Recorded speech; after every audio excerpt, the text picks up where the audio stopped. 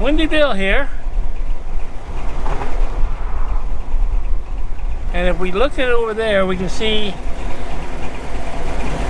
the mirror reflection for the mirrored solar panel system, where they reflect the sunlight back onto a center tank. That is a salt liquid compound that they heat up to boiling point, and then it boils water in exchange, and they run steam generators. They built these. The only problem with these was they wasn't as economical to operate as the standard solar panels. Much cheaper to operate them. But Brightline, the way I understand it, Brightline rail system, which broke ground yesterday in Las Vegas, and they've been working on the freeway and working on testing, core drilling and testing sites all along, broke ground yesterday. And in part of their announcements, I understand they cut a deal to buy electricity from these solar plants. The railroad has changed from a diesel railroad to an all-electric railroad.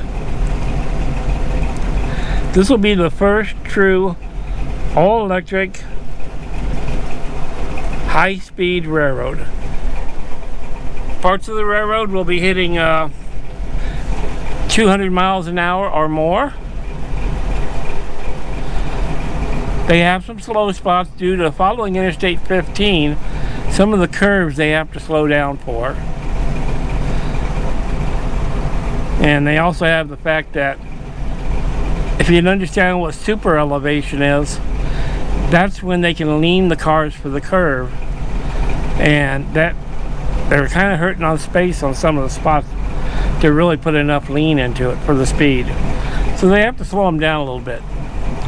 They're saying Orange County area, wherever it's starting at down there, LA, and all the way up to Vegas will be an hour and 50 minutes. So under 2 hours. That's pretty good time. Parts of the rail will hit 200 miles an hour. It'll be our first high-speed rail in California, Nevada, and also our first high-speed rail in the United States.